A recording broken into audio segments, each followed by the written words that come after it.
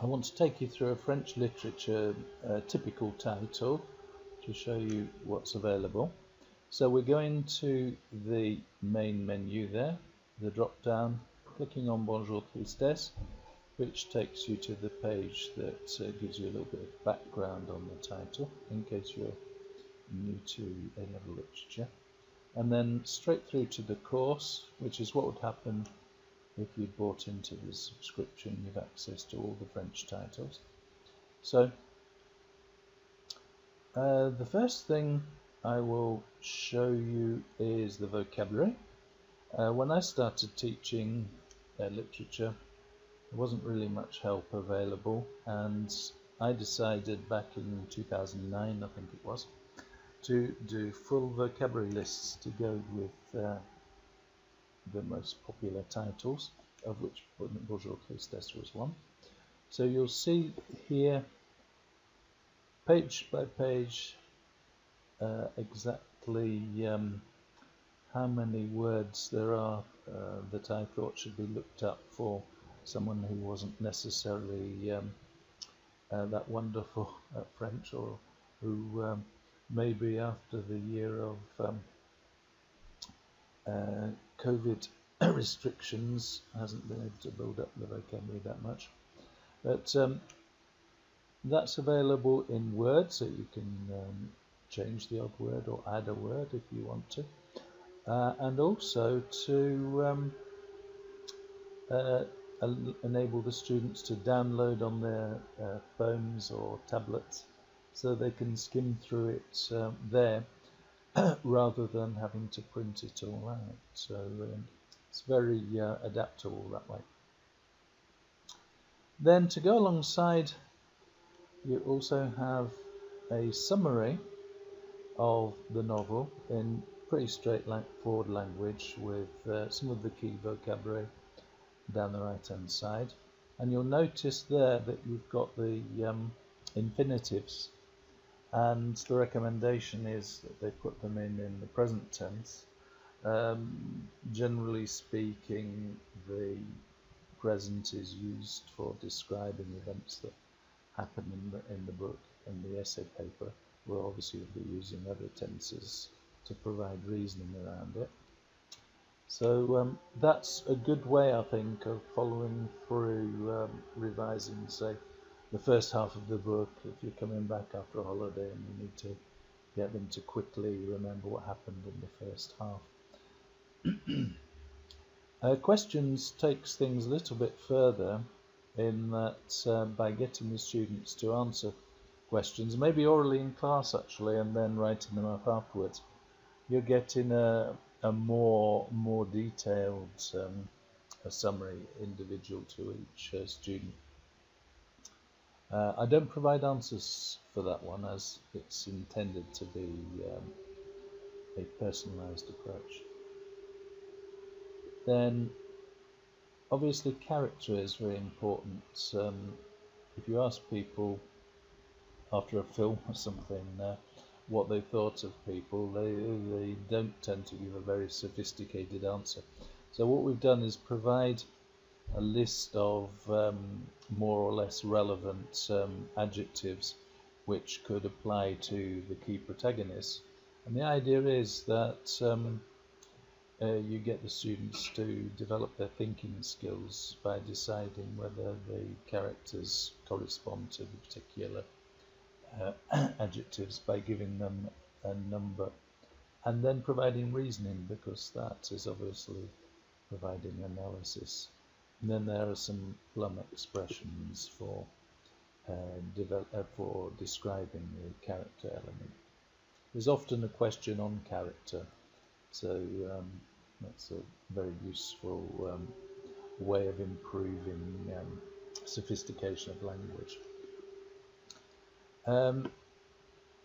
I'm often asked when I do training sessions about using quotations, and here I'm asking people to match the quotation to the situation in which it's used. And then there's an exercise encouraging the students to put them into a reported speech situation, because that's quite often a more forgiving way of providing exemplification, rather than trying to fit in the quotation in direct speech. The multi-tense exercise takes some relevant verbs and takes them through the different tenses. A student, when I was doing some tuition once, asked me if I'd do that with a verb, and I thought it was a really good idea. So that's one of the things you'll find in all the exercises for all the languages, for both cinema and literature. And it's an interesting exercise, and you can get them to try and do some of their own as well. The so-called A factor is slightly out of date now after the X factor demised, I think. But it's encouraging use of the present participle, which we use for analytical sentences because it inevitably leads to a complex sentence.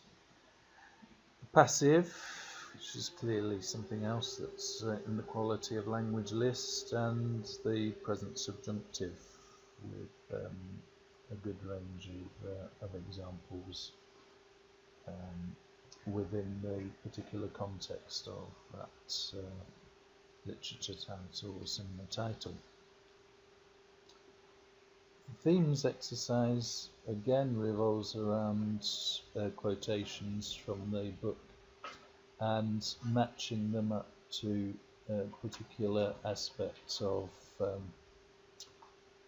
the thematic nature of the book. So that's leading on to the essay.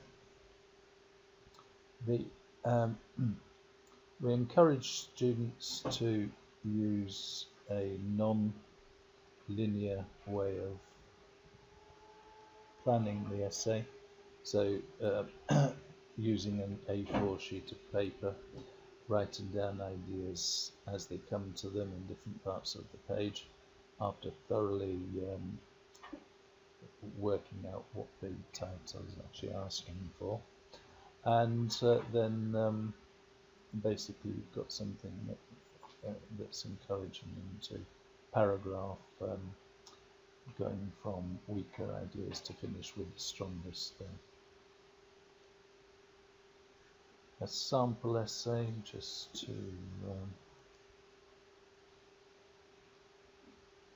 to demonstrate what a well paragraphed essay looks like, and there you've got a link to some games relating to the sample essay.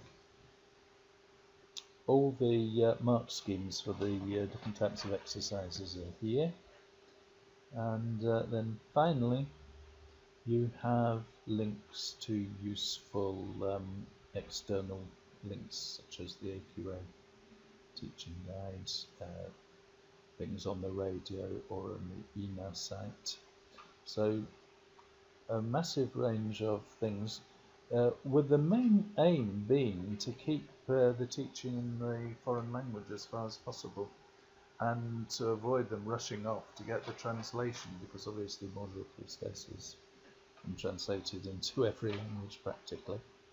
Another thing I've introduced for the most popular titles is a graphical representation of the book with summaries of what happens in particular scenes, as it were, and it's encouraging them to use good starts to the sentence for complex sentences. And the idea is that people who think in a more visual way are able to, I guess, go through it very quickly and fill out, talk about the novel from the pictures they see in front of them there. So I won't go into what you get in the analytical writing webinar, which you'll have access to uh, after the middle of November. That will be in a separate